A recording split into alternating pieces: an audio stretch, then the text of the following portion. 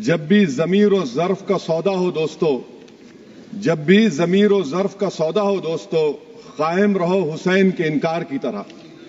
Sir, ये वक्फ तरमीमी bill Bharat के गयूर मुसलमानों के ईमान पर, इबादत पर एक हमला है।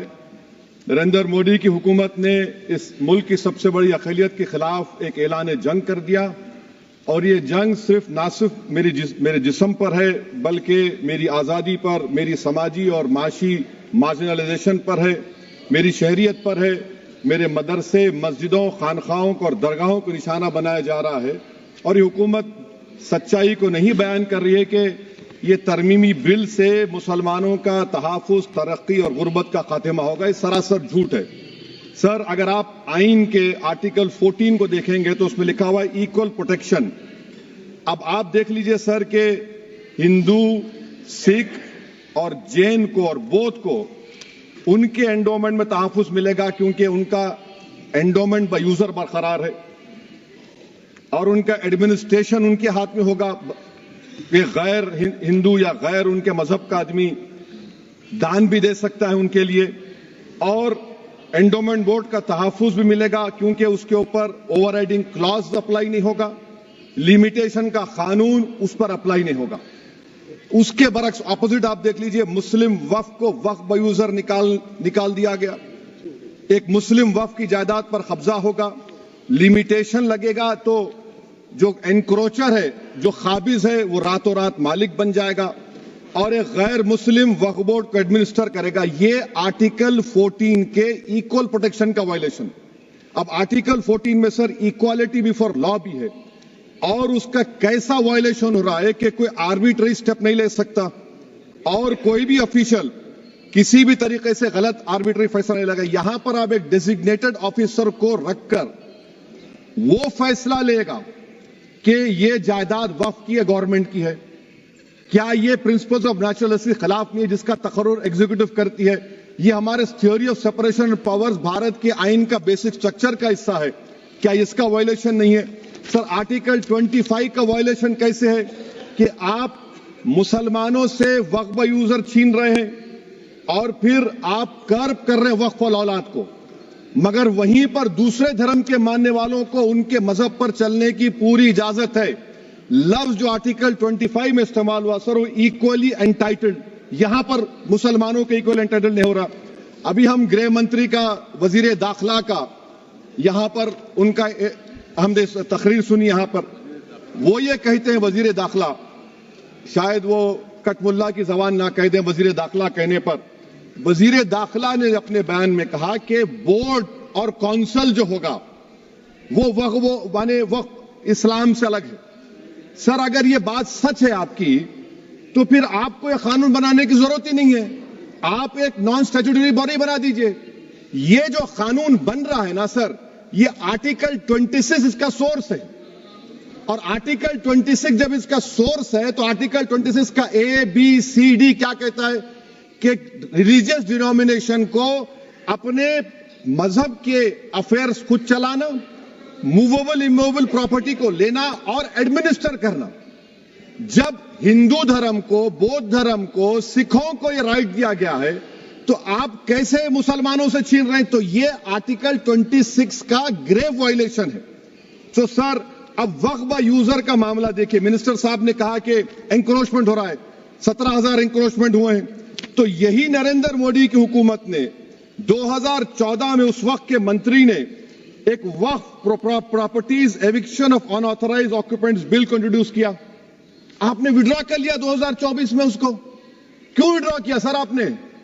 जब आप मान रहे थे कि एंक्रोचमेंट हो रहा है तो आपने बिल को विड्रॉ कर लिया। अच्छा सर, अब वक्फ बाय यूजर को आपने निकाल दिया, माने कंडीशन क्या लगाए कि अगर उसमें डिस्प्यूट होगा और गवर्नमेंट प्रॉपर्टी होगी। सर, डिस्प्यूट तो है। मिसाल के तौर पर मोहिबुल्लाह साहब जिस मस्जिद के इमाम है, पार्लियामेंट के सामने मस्जिद है सर, 123 प्रॉपर्टीज में मस्जिद है, डिस्प्यूट चल रहा है। कल कलेक्टर या डिस्ट्रिक्ट ऑफिसर बोलेगा कि भाई साहब ये गवर्नमेंट प्रॉपर्टी है, स्टिकर लगा दिया जाएगा, मस्जिद बंद, गवर्नमेंट प्रॉपर्टी हो गई, होगी ना सर?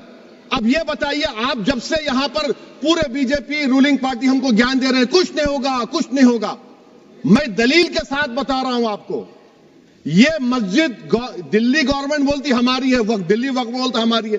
तो सर वक्फ बाय यूजर, अगर मैं अपनी गवर्नमेंट के खिलाफ वक्फ बोर्ड वक्फ बाय यूजर इस्तेमाल नहीं करेगा तो क्या है सर? अच्छा, ये अमेंडमेंट जब हो जाएगा तो मुझे कहने दीजिए सर, सिर्फ प्राचीन मंदिरों की हिफाजत होगी, मस्जिदों की नहीं होगी। अब सर आप आ जाइए, अगर डिस्प्यूट मेरा एंशिएंट मॉन्यूमेंट से वक्फ का, एक मिसाल दे रहा हूं, दिल्ली में 172 वक्फ प्रॉपर्टीज एएसआई कंट्रोल में है, मैं तो हार ही गया वो, क्योंकि मेरे पास डॉक्यूमेंट नहीं है। आप कह रहे हैं कि डॉक्यूमेंट चढ़ाओ। अगर मेरा गवर्नमेंट से डिस्प्यूट चल रहा है, मैं तो क्लेम ही नहीं कर सकता, क्योंकि आप जज बनेंगे, आप ही फैसला करेंगे, और जब तक आप फैसला नहीं करते वो वक्फ की प्रॉपर्टी नहीं होगी। वो प्रोविजन डाल दिया आपने। अच्छा, अगर मेरा डिस्प्यूट एनक्रोचर से होगा सर, तो एनक्रोचर में तो आपने तो 107 को डिलीट कर दिया। आप रातों रात खाबिज को, एनक्रोचर को मालिक बना रहे हैं। सर मैं ये पूछना चाहता हूं आपके जरिए हुकूमत से, एक मुंबई में एक बहुत बड़े दौलतमंद है, खोजा बरादरी का यतीम खाना था, उन्होंने 2004 या 5 में 22 करोड़ में खरीद लिया। वो केस सुप्रीम कोर्ट में, क्या आप उनको मालिक बनाना चाहती हैं लिमिटेशन एक्ट अप्लाई करके? हमको बताइए, हम जानना चाह रहे हैं। और सच्चर कमेटी ने सर 2007 में कहा कि दिल्ली के 123 प्रॉपर्टीज की मार्केट वैल्यू 6000 करोड़ की है। आज हम 2025 में आ गए, क्यों आप उन प्रॉपर्टीज के खिलाफ पड़े हुए? 1976 में उस वक्त के वजीर आजम इंदिरा गांधी लेटर लिखा, इसको आप दे दीजिए, मगर आप उसको मानने को तैयार नहीं है। तो सर और एक जो झूठ फैलाया जा रहा है, management, empowerment, efficient development. Sir this bill takes any management from the hands of Muslims, disempowers the waqf in comparison to any other stakeholder, takes away the efficiency of administration and hampers development. Waqf disempowerment in the name of efficiency, inefficiency is being created. The progress of development from pre-independence till today sought to be destroyed. Sir अभी हमारे home minister साहब ने फजल पुकाया case का जिक्र किया। Sir मैं आपसे गुजारिश करूंगा कि होम मिनिस्टर जरा अच्छे लोगों को रखकर इंफॉर्मेशन ले। फजल पुकाया का ऑबिटर क्या है? इट इज ऑबिटर, वो रेशियो डिसेंडेंटाई नहीं है जो आपने कहा है। अच्छा सर, शेड्यूल ट्राइब के बारे में कहा, क्या शेड्यूल ट्राइब में मुसलमान नहीं होते? शेड्यूल कास्ट में नहीं होता मुसलमान, शेड्यूल ट्राइब में मुसलमान होता। तो क्या आर्टिकल 25 मेरा चला गया, आर्टिकल 26 चला गया, आर्टिकल 14 चला गया, 15 चला गया, 29 चला गया? लक्षद्वीप का एक मुसलमान एमपी है, क्या उसको राइट नहीं है क्योंकि ट्राइबल है? क्या कह रहे हैं आप? इस ऐवान को क्यों गुमराह कर रहे हैं आप शेड्यूल ट्राइब के नाम पर?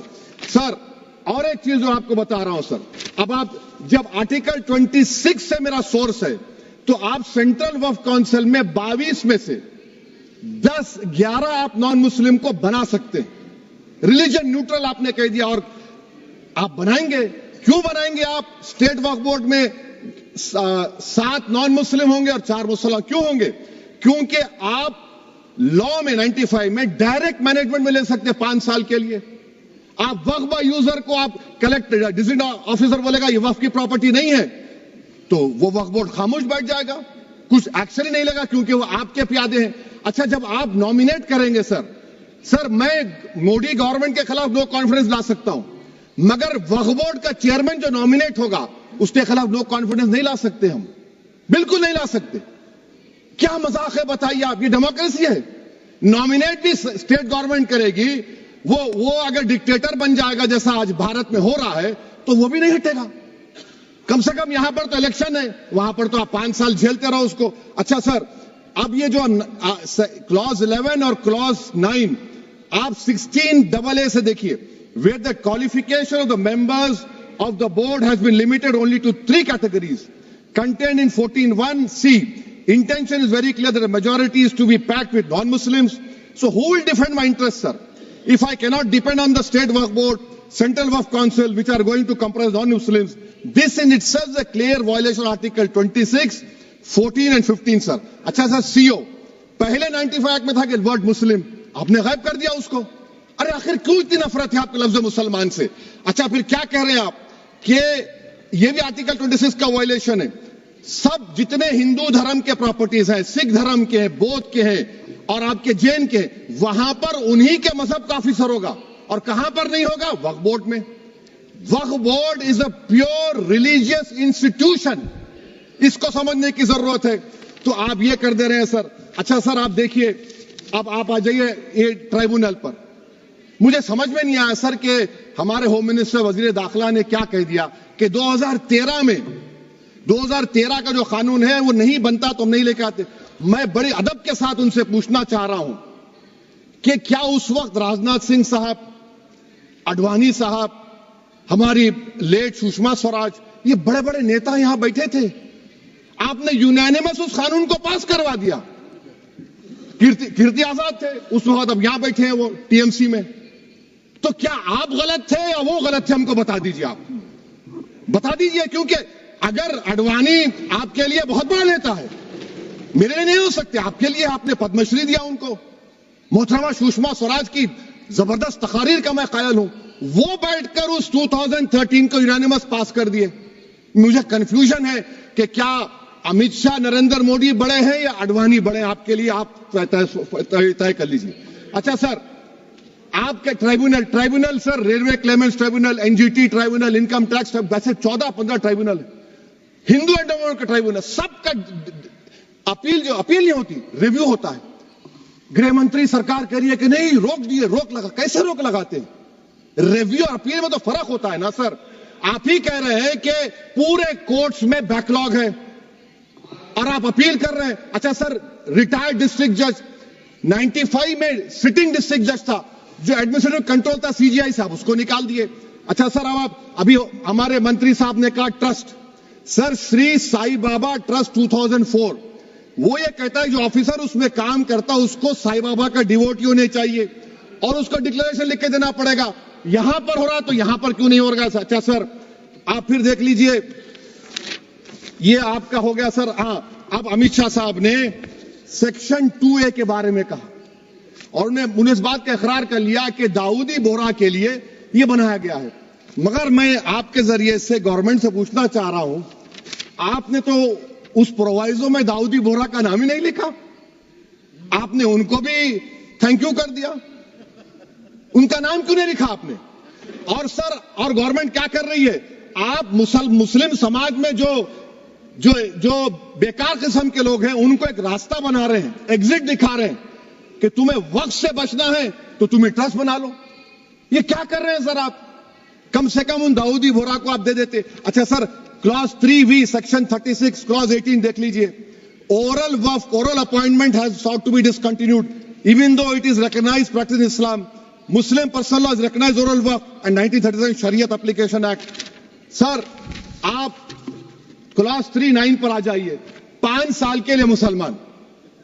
मैं किरण रिजिजू से पूछना चाहता हूं, सर दाढ़ी रखे तो मुसलमान प्रैक्टिसिंग है या क्लीन शेव आपकी तरह है? तो बताइए हमको, प्रैक्टिसिंग क्या होगा? अच्छा, किसी को पकड़ के मॉब लिंच कर दिया और बोले कि JSR का नारा लगाया, और वो JSR का नारा लगाया तो क्या मुसलमान रहेगा? नहीं रहेगा। या फिर देश के प्रधानमंत्री ने कहा था कपड़े देखकर पहचानो, तो क्या कपड़े देखकर आप कह देंगे? अच्छा, अगर कोई क्रिश्चियन हिंदू धर्म कबूल करता है तो क्या वो मंदिर को नहीं दे सकता प्रॉपर्टी? फिर भारत के संविधान में आर्टिकल 300 क्यों है सर? राइट टू इक्वालिटी क्यों है? फ्रीडम ऑफ रिलीजन क्यों है? 5 साल कहां से लाएंगे? अच्छा सर, और एक चीज सर, और एक चीज मैं आपको बोल के खत्म कर दूंगा सर। इस बिल में वक्फ औलाद का सर, इसमें आप देखिए clause 4(3)(2), the creation of waqf al-awlad shall not result in denial of inherent rights to heirs, including women heirs or the waqif or any other right of person. Sir, ये article 25 का violation है, शरीयत application act 37 का violation, article 300A का violation है। अच्छा, हिंदू धर्म में सेल्फ एक्वायर्ड प्रॉपर्टी को एक हिंदू, अब उसके फर्ज के 2 बच्चे हैं, वो एक को अपनी पूरी दौलत दे सकता है, कोई रोक टोक नहीं है। वो कहेगा नहीं मैं घर के बच्चों को नहीं दूंगा, मोहल्ले के गरीब को दे दूंगा, वो भी कोई रोक टोक नहीं है। वहां पर आपको बच्चों की फिक्र नहीं है। जब मैं अपनी प्रॉपर्टी को अल्लाह को मालिक बनाकर दे रहा हूं, आप कह रहे बच्चियों की फिक्र नहीं है। इतनी मोहब्बत आप बिल्किस बानो से दिखा देते तो आपके लिए दुआएं देती आपके लिए। तो सर, आप दूसरी बात आप देख लीजिए सर, आखिरी बात कहकर मैं अपनी बात को मुकम्मल कर रहा हूं सर। नहीं खैर, मैं मुकम्मल कर रहा हूं। स्पीकर साहब बहुत टाइम दे दिए। सर आप देखिए, इसमें अमित शाह साहब बोले कि इतनी प्रॉपर्टीज का कब्जा हुआ, चोरी हुई, ये हुआ। सर क्लॉज 2652A सेक्शन अगर कोई प्रॉपर्टी बेचता है 2 साल की सजा थी, आपने क्या कर दिया, उसको 6 महीने कर दिया। नॉन बेलेबल था, आपने बेलेबल कर दिया। सेक्शन 40 की बात करते हैं। सेक्शन 40 में सर हमको जो ज्वाइंट वर्किंग कमेटी का जो नोट्स दिए, उसमें मिनिस्ट्री ऑफ माइनॉरिटी अफेयर्स ने कहा कि 30 साल में 515 केसेस सेक्शन 40 के और सिर्फ 8 लोग कोर्ट को गए। वक्फ यूजर का कानून तेलंगाना आंध्रा में है, सेक्शन 40 का कानून तमिलनाडु 63 है, आंध्र प्रदेश में 43 है। और सर आप डायरेक्शन दे रहे हैं, अच्छा क्लॉज 4218B देखिए सर, आप रूल बना रहे हैं, कोऑपरेटिव फेडरलिज्म के खिलाफ है, इतना रूल बना रहे हैं। और आखिर में सर मैं आपको बताना चाह रहा हूं स्पीकर साहब, ये बिल का मकसद सिर्फ मुसलमानों को जलील और रुस्वा करना है, मुसलमानों को दूसरे दर्जे का शहरी बनाने का इनका मकसद है।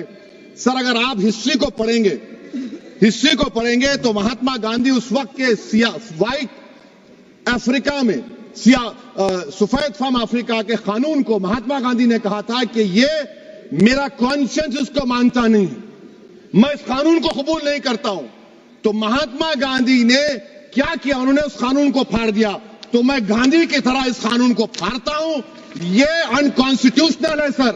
इस देश में झगड़े पैदा करने का काम बीजेपी करना चाहती है मस्जिद और मंदिर के नाम पर, इसीलिए मैं इसका कंडेम करता हूं। और मैं आपसे गुजारिश करता हूं कि मैंने अपने 10 अमेंडमेंट दी हैं, आप इसको कबूल करिए सर, मुझे बोलने का मौका दीजिए और उस पर डिवीजन का मैं डिमांड भी करूंगा। Thank you sir.